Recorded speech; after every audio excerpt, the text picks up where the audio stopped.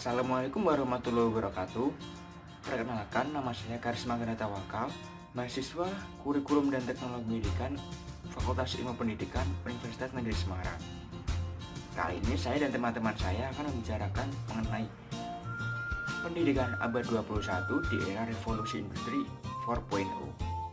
Pada pemaparan kali ini, teman-teman saya akan memberikan 4 materi, yaitu diantaranya kurikulum abad 21, pendidikan karakter, literasi media, dan juga sistem penjaminan mutu pendidikan.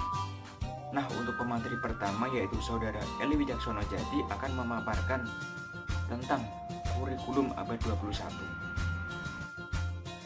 Salam pendidikan.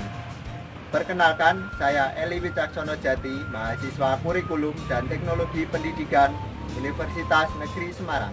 Kali ini kita akan membahas tentang pendidikan di abad 21, era revolusi industri 4.0. Sudah pada tahu kan revolusi industri 4.0? Kita ulas lagi yuk agar ingat kembali apa itu revolusi industri 4.0. Secara singkat, pengertian industri 4.0 adalah tren di dunia industri yang menggabungkan teknologi otomatisasi dengan teknologi cyber. Pada industri 4.0, manufaktur sudah masuk pada tren otomatisasi dan pertukaran data. Hal tersebut mencakup sistem cyber fisik, Internet of Things, komputasi awan, dan komputasi kognitif. Tren ini telah mengubah banyak bidang kehidupan manusia, termasuk ekonomi, dunia kerja, bahkan gaya hidup manusia itu sendiri. Singkatnya, revolusi 4.0 menanamkan teknologi cerdas yang dapat terhubung dengan berbagai bidang kehidupan manusia. Untuk menghadapi fenomena tersebut, pemerintah melalui Kementerian Pendidikan dan Kebudayaan merancang kurikulum 2013 agar dapat mengakomodasi kompetensi yang dibutuhkan di era revolusi industri 4.0. Pembelajaran abad 21 secara sederhana diartikan sebagai pembelajaran yang memberikan kecakapan abad 21 kepada peserta didik, yaitu 4C yang meliputi 1. Communication, 2. Collaboration, 3. Critical thinking and problem solving, dan 4. Kreatif and inovatif. Berdasarkan taksonomi Bloom yang telah direvisi oleh Gradwell dan Anderson, kemampuan yang perlu dicapai siswa bukan hanya lower order thinking skill, yaitu C1 mengetahui dan C2 memahami, most middle order thinking skill, yaitu C3 mengaplikasikan, dan C4 menganalisis, tetapi juga harus ada peningkatan sampai host higher order thinking skill, yaitu C5 mengevaluasi dan C6 mengkreasi. Selanjutnya, mari kita simak slide berikut ini. Pembelajaran abad 21. Pembelajaran abad 21 adalah pembelajaran yang membekali generasi penerus dengan kecakapan hidup di abad 21. Setidaknya ada 4 hal yang harus dimiliki oleh peserta didik atau generasi penerus di abad 21, yaitu ways of thinking, ways of working, tool for living, and skill for living in the world. Ya, mari kita ulas satu persatu. Yang pertama, ways of thinking. Ways of thinking adalah kemampuan berpikir, yaitu diantaranya adalah kemampuan berpikir kritis, kemampuan berpikir kreatif, pemecahan masalah atau problem solving, pengambilan keputusan, dan pembelajar. Yang kedua adalah ways of working atau kemampuan bekerja. Kecakapan yang harus dimiliki dalam kemampuan bekerja adalah komunikasi dan kolaborasi, di mana peserta didik atau generasi penerus harus terampil dalam berkomunikasi dengan berbagai macam metode dan strategi komunikasi. Selain itu, mereka juga harus terampil dalam berkolaborasi, baik antar individu, dalam kelompok, maupun dalam jaringan. Yang ketiga adalah tools for working. Di sini, peserta didik atau generasi abad 21 harus mampu atau cakap dalam menggunakan berbagai macam alat untuk bekerja, terutama adalah teknologi informasi dan komunikasi.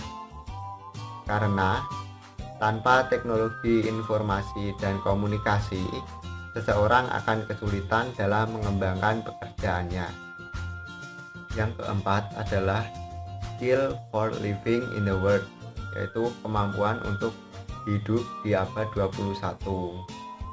Bagaimana peserta didik atau generasi abad 21 dapat hidup sebagai warga negara, cakap dalam kehidupan dan karir, serta bertanggung jawab atas diri pribadi serta sosial. Dan hal yang harus dimiliki guru di abad 21 adalah guru sebagai pengarah, menjadi fasilitator, pembimbing dan konsultan. Guru sebagai sumber pengetahuan, menjadi sebagai kawan belajar. Belajar diarahkan oleh kurikulum, menjadi diarahkan oleh peserta didik. Belajar secara terbuka, waktu fleksibel dan sesuai keperluan. Belajar berdasarkan fakta, menjadi berdasarkan proyek dan survei.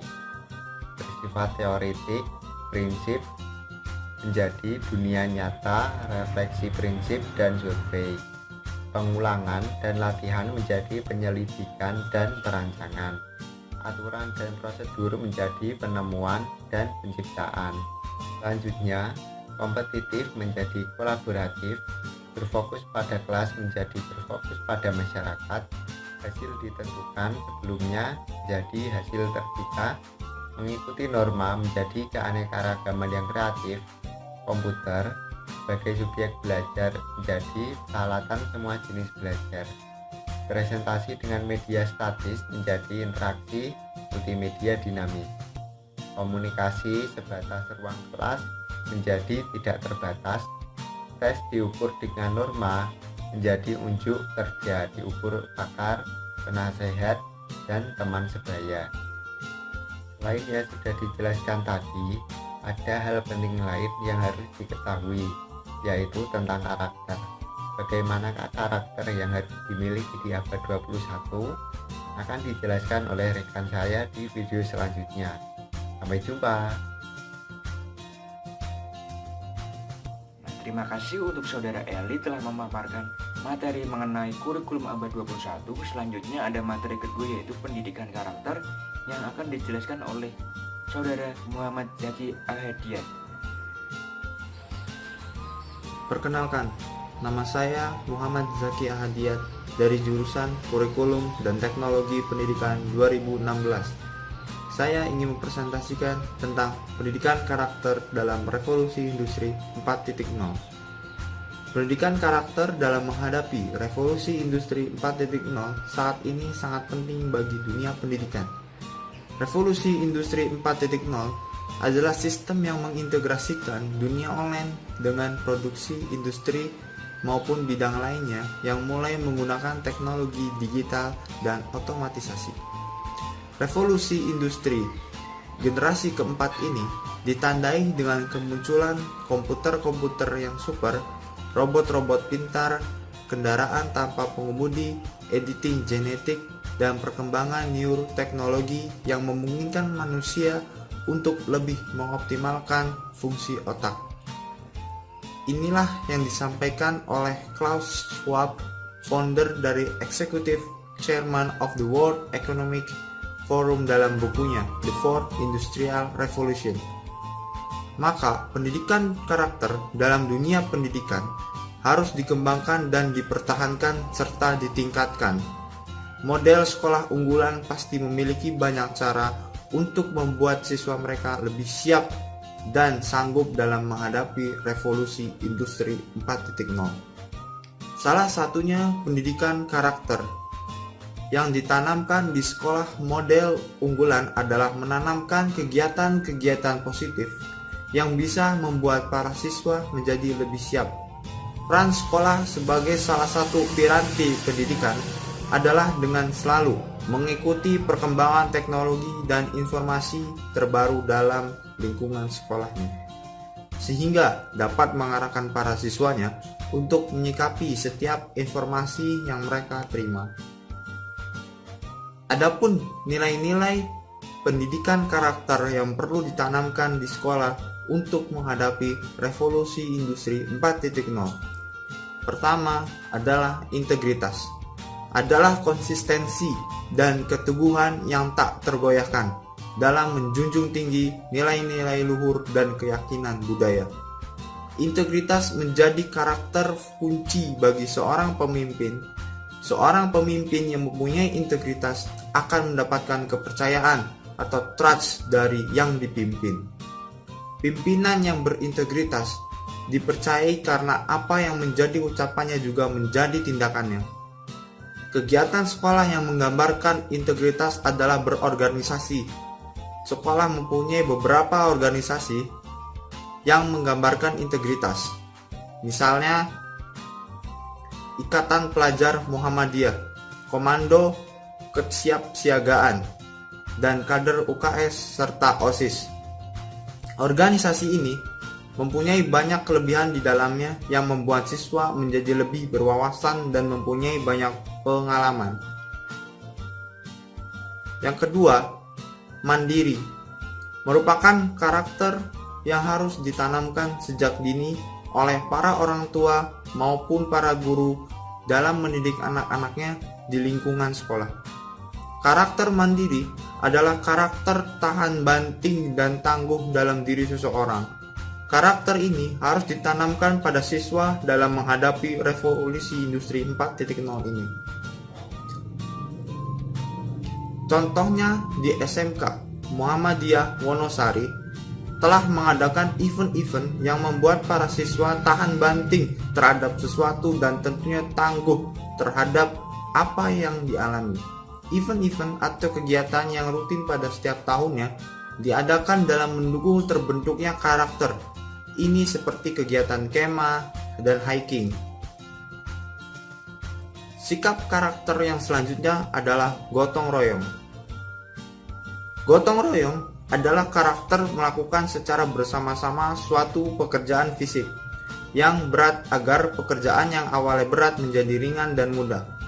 Gotong royong juga berarti bekerja bersama-sama untuk mencapai suatu hasil yang memuaskan.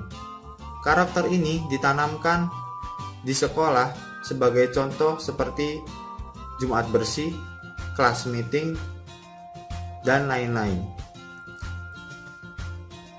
Pertama, misalnya Jumat bersih adalah kegiatan yang dilakukan sebagian siswa untuk membersihkan sekolah, khususnya yang di teras ataupun halaman sekolah pada setiap hari Jumat. Sedangkan kelas meeting ini dikoordinir juga oleh para IPM ataupun OSIS.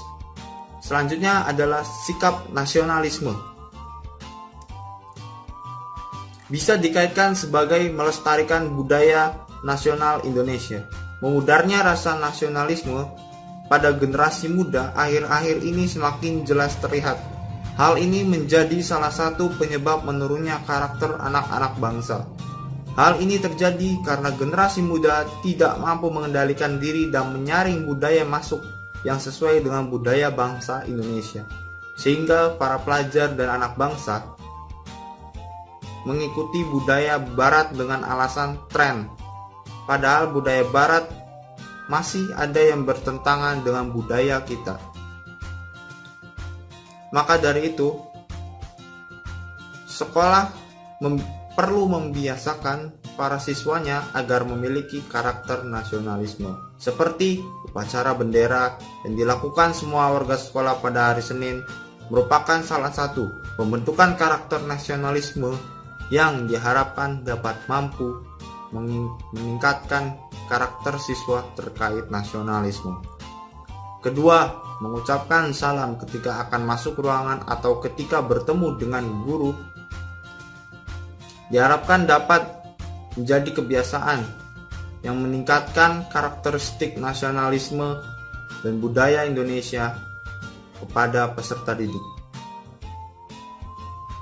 Yang selanjutnya adalah sikap religius. Karakter sikap religius yang patuh dalam melaksanakan ajaran agama atau kepercayaan yang dianutnya toleran terhadap pelaksana ibadah lain, dan hidup rukun dengan pemeluk agama lain. Pembentukan karakter religius terhadap siswa ini tentu dapat dilakukan jika seluruh komponen stakeholder pendidikan dapat berpartisipasi dan berperan serta, termasuk orang tua dari siswa itu sendiri. Telah ditanamkan beberapa kegiatan yang sudah menjadi kegiatan para siswa di setiap harinya, seperti berdoa sebelum melakukan pelajaran, mengucapkan salam kepada guru dan warga sekolah lainnya. Itu salah satu pembentukan nilai karakter religius yang bisa dilakukan peserta didik bersama pendidik di sekolah. Begitulah presentasi saya tentang bagaimana pendidikan karakter dapat meningkatkan kualitas peserta didik untuk menghadapi revolusi industri 4.0. Semoga pemaparan saya bermanfaat. Terima kasih.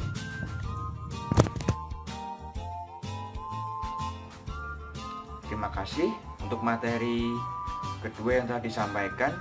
Selanjutnya ada materi ketiga, yaitu literasi media yang akan dipaparkan oleh Saudari Fatka Karinda Putri.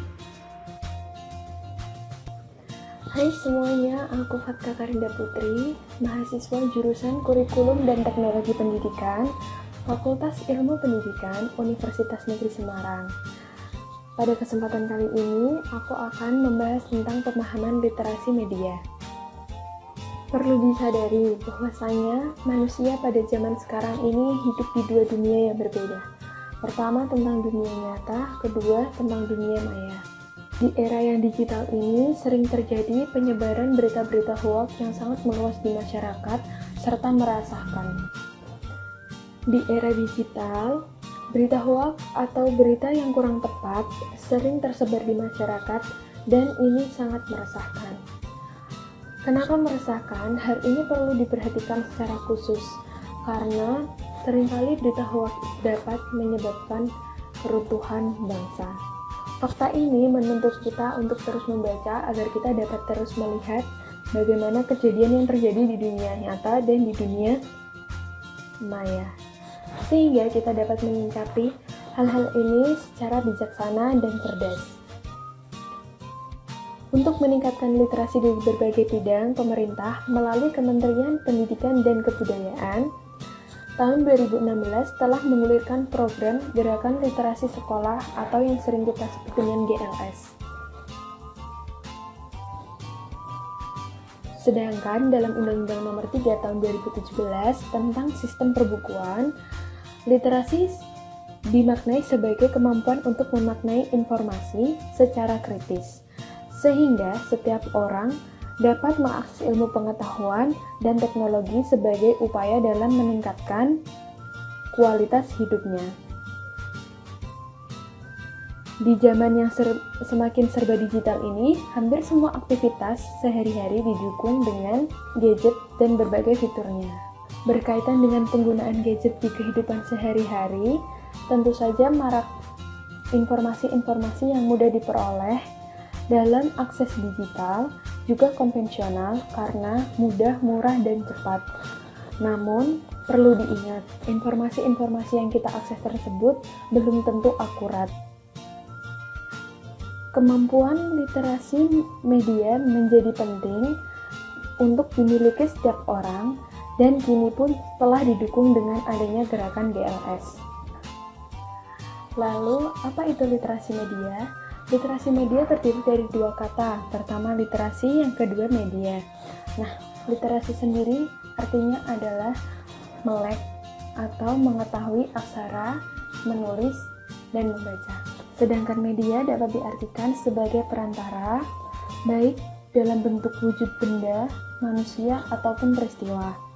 Maka, literasi media dapat diartikan sebagai kemampuan untuk mencari, mempelajari, dan memanfaatkan berbagai sumber media dalam berbagai bentuk. Literasi media adalah mengerti dan mengetahui informasi secara komprehensif untuk mewujudkan cara berpikir kritis, serta tanya jawab, menganalisis, dan mengevaluasinya. Literasi media juga merupakan jawaban atas maraknya pandangan masyarakat tentang pengaruh dan dampak yang timbul akibat isi media massa, di mana cenderung negatif dan tidak diharapkan. Sehingga perlu diberikan suatu kemampuan, pengetahuan, kesadaran, dan keterampilan secara khusus kepada khalayak sebagai penonton televisi, pendengar radio, atau pengguna internet. Pentingnya literasi media. Literasi media bertujuan untuk membantu seseorang agar memiliki pengetahuan dan pemahaman yang cukup tentang isi media, sehingga dapat mengendalikan pengaruh media dalam kehidupannya. Kedua, untuk melindungi seseorang yang rentan dan lemah terhadap dampak media penetrasi budaya media baru. Yang ketiga, tujuan literasi media adalah untuk menghasilkan warga yang well-informed serta dapat membuat penilaian terhadap konteks media berdasarkan pengetahuan dan pemahaman mereka terhadap media yang bersangkutan. Permasalahan yang ada saat ini adalah derasnya arus informasi media membuat masyarakat kebingungan dan tidak mampu menyeleksi serta memanfaatkan informasi yang telah mereka peroleh. Menurut Potter, terdapat 7 skill atau keahlian yang harus dimiliki seseorang untuk memiliki kesadaran kritis media melalui literasi media. Ketujuh skill itu ialah 1. Analisis, 2. Evaluasi, 3. Pengelompokan, 4. Induksi, 5. Deduksi, 6. Sinensis, dan 7. Abstracting. Kemampuan analisis menuntut kita untuk mengurai pesan-pesan yang kita terima ke dalam elemen-elemen yang berarti. Evaluasi adalah membuat pilihan atas elemen-elemen tersebut. Pengelompokan atau grouping adalah menentukan elemen-elemen yang memiliki kemiripan dan elemen-elemen yang berbeda untuk dikelompokkan ke dalam kategori-kategori yang berbeda. Induksi adalah mengambil kesimpulan atau pengelompokan di atas, kemudian melalui generalisasi atas pola-pola elemen tersebut ke dalam pesan yang lebih besar. Deduksi menggunakan prinsip-prinsip umum untuk menjelaskan suatu yang spesifik.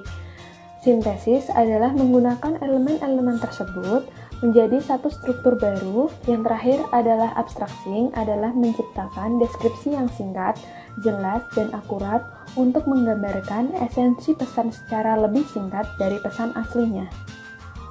Semua orang pada dasarnya melek media. Tidak ada yang benar-benar tidak melek, dan tidak ada yang benar-benar melek media. Semua pada dasarnya memiliki tingkat melek media yang berbeda-beda. Namun, semakin tinggi tingkat literasi media yang dimiliki, maka semakin banyak makna yang dapat digalinya. Sekian pemahaman tentang literasi media yang dapat sampaikan. Bila ada kekurangan, saya mohon maaf yang sedalam-dalamnya. Sampai jumpa. Terima kasih untuk pemateri ketiga telah memaparkan materinya dengan baik. Selanjutnya materi yang terakhir yaitu sistem penjaminan mutu pendidikan yang akan dipaparkan oleh Saudari Ratih Sukmawati. Hai, Assalamualaikum warahmatullahi wabarakatuh. Perkenalkan, nama saya Ratih Sukmawati, mahasiswa dari Kurikulum dan Teknologi Pendidikan Universitas Negeri Semarang. Di sini saya akan menjelaskan tentang implementasi sistem penjaminan mutu pendidikan di Indonesia dalam menghadapi revolusi industri 4.0. Sebelum membahas tentang implementasinya, saya akan menjelaskan terlebih dahulu tentang apa sih itu sistem penjaminan mutu pendidikan. Yang pertama yaitu pengertian sistem penjaminan mutu pendidikan. Sistem penjaminan mutu pendidikan atau yang disingkat SPMP merupakan subsistem dari sistem pendidikan nasional dengan fungsi utama meningkatkan mutu pendidikan. Jaminan mutu pendidikan adalah kegiatan sistematik dan terpadu oleh satuan atau program pendidikan, penyelenggara, dan masyarakat untuk menaikkan tingkat kecerdasan kehidupan bangsa melalui pendidikan. Maksud dari kegiatan yang sistematik dan terpadu berarti adanya mekanisme yang jelas dalam memperbaiki mutu pendidikan dengan melibatkan berbagai pihak yang berkepentingan. Yang kedua, tujuan dari sistem penjaminan mutu pendidikan. Tujuan dari penjaminan mutu pendidikan adalah terbangunnya sistem penjaminan mutu pendidikan, termasuk diantaranya: 1. Terbangunnya budaya mutu pendidikan formal, non-formal, dan informal. Yang kedua, pembagian tugas dan tanggung jawab yang jelas dan proporsional dalam penjaminan mutu formal, non-formal, dan informal pada suatu program pendidikan, penyelenggara satuan program pendidikan, pemerintah kabupaten atau kota, pemerintah provinsi, dan pemerintah pusat. 3. Ditetapkannya secara nasional acuan mutu dalam penjaminan mutu pendidikan formal, non-formal, dan informal. Yang keempat, dipetakannya secara nasional mutu pendidikan formal dan non-formal yang dirinci menurut provinsi, kabupaten, dan satuan atau program pendidikan. Yang kelima, terbangunnya sistem informasi mutu pendidikan formal dan non-formal berbasis teknologi informasi dan komunikasi yang ada, terpadu dan tersambung yang menyambungkan satuan atau program pendidikan, penyelenggara satuan program pendidikan, pemerintah kabupaten atau kota, pemerintah provinsi, dan pemerintah pusat. Selanjutnya, pentingnya sistem penjaminan mutu pendidikan. Mengapa sih sistem penjaminan mutu pendidikan itu penting? Terdapat 4 alasan. Yang pertama, mutu pendidikan bervariasi antara sekolah atau madrasah dan antar daerah. Yang kedua, setiap siswa berhak memperoleh layanan pendidikan yang bermutu. Yang ketiga, perbaikan mutu sekolah atau madrasah berkelanjutan sebagai kebutuhan. Yang terakhir, mutu pendidikan yang rendah dapat menyebabkan daya saing sumber daya manusia rendah. Nah, oleh sebab itu, sistem penjaminan mutu pendidikan itu penting karena berguna untuk memperbaiki kualitas pendidikan di Indonesia. Selanjutnya, langkah-langkah penjaminan mutu pendidikan. Terdapat 12 langkah-langkah. Yang pertama, menyusun program penjaminan mutu. Yang kedua, memilih instrumen EDS pengumpulan data. Yang ketiga, mengumpulkan atau memverifikasi data, baik data internal maupun eksternal. Yang keempat, mengolah data dan menganalisis data. Yang kelima, melaporkan temuan berbasis data. Yang keenam, menggunakan temuan untuk verifikasi pencapaian standar. Yang ketujuh, memilih prioritas kebutuhan untuk perbaikan mutu. Yang kedelapan, menyusun program anggaran perbaikan mutu. Yang kesembilan, melaksanakan program perbaikan mutu. Yang kesepuluh, memonitor kegiatan perbaikan mutu. Yang kesebelas, melaporkan hasil perbaikan mutu. Dan yang terakhir, menggunakan saran untuk perbaikan tahap berikutnya.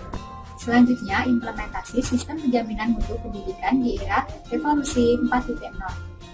Kalian pasti sudah pada tahu dong apa itu revolusi industri 4.0. Secara singkat, pengertian revolusi industri 4.0 adalah tren di dunia industri yang menggabungkan teknologi otomatisasi dengan teknologi cyber. Revolusi industri 4.0 ditandai oleh hadirnya 4 hal. Yang pertama, komputer super, lalu kecerdasan buatan, lalu sistem cyber, dan juga kolaborasi manufaktur. Dengan demikian, dibutuhkan kompetensi yang mampu mengimbangi kehadiran keempat hal tersebut dalam era pendidikan 4.0. Kompetensi yang dibutuhkan tersebut merupakan salah satu proyeksi kebutuhan kompetensi abad 21. Menghadapi tantangan yang besar tersebut, maka pendidikan dituntut untuk berubah, termasuk pendidikan pada jenjang dasar, menengah, dan juga pendidikan tinggi. Era pendidikan yang dipengaruhi revolusi industri 4.0 disebut dengan pendidikan 4.0. Pendidikan 4.0 merupakan pendidikan yang bercirikan bermanfaatan teknologi digital dalam proses pembelajaran atau dikenal dengan sistem cyber. Sistem ini mampu membuat proses pembelajaran dapat berlangsung secara kontinu tanpa batas ruang dan waktu. Nah, salah satu program yang dibuat untuk meningkatkan mutu pendidikan di Indonesia dalam era revolusi 4.0 yaitu SPADA. Direktorat Pembelajaran dan Kemahasiswaan Direkjendikti telah melakukan rintisan pembelajaran daring sudah mulai sejak tahun 2014. Pembelajaran daring tersebut dikenal dengan nama Sistem Pembelajaran Daring Indonesia Terbuka dan Terpadu atau biasa disebut SPADA Indonesia. SPADA Indonesia dimasukkan untuk meningkatkan akses belajar mahasiswa Indonesia terhadap mata kuliah bermutu dari perguruan tinggi dan juga dosen-dosen yang bermutu. Menindaklanjuti hal tersebut, Direktorat Pembelajaran, Direktur Jenderal Pembelajaran dan Kemahasiswaan, Kementerian Riset dan Teknologi dan Perguruan Tinggi menawarkan kembali program Sepada Indonesia dengan Konex Revolusi Industri 4.0. Program ini merupakan program dana pengembangan mata kuliah terbuka yang ditawarkan kepada seluruh perguruan tinggi baik negeri maupun swasta. Dalam pelaksanaan program Sepada Indonesia didasarkan pada Peraturan Menteri Pendidikan dan Kebudayaan Nomor 109 Tahun 2013, yaitu tentang pendidikan jarak jauh pada pendidikan tinggi. Lalu pada Peraturan Menteri Riset Teknologi dan Pendidikan Tinggi Nomor 44 Tahun 2013 tentang Standar Nasional Pendidikan Tinggi. Di dalam pengembangan pembelajaran daring Sepada Indonesia, mengacu pada Panduan Penjaminan Mutu Pengembangan Objek Pembelajaran Daring, Panduan Penjaminan Mutu Sistem Pembelajaran Daring, dan kelengkapan unsur mata kuliah daring. Nah, itu dia materi yang dapat saya sampaikan mengenai sistem penjaminan mutu pendidikan di era revolusi industri 4.0. Semoga bermanfaat. Terima kasih. Nah, demikian materi keempat yang telah dipaparkan oleh teman saya, Saudari Ratih. Sekian pemaparan dari kami. Kurang lebihnya kami mohon maaf apabila ada kesalahan dalam pengucapan kata-kata maupun materi yang dipaparkan. Bila ingin berdiskusi, teman-teman silahkan berdiskusi di kolom di bawah ini. Dan mungkin sekian, saya Karisma Ganatawakal pamit undur diri. Wassalamualaikum warahmatullahi wabarakatuh.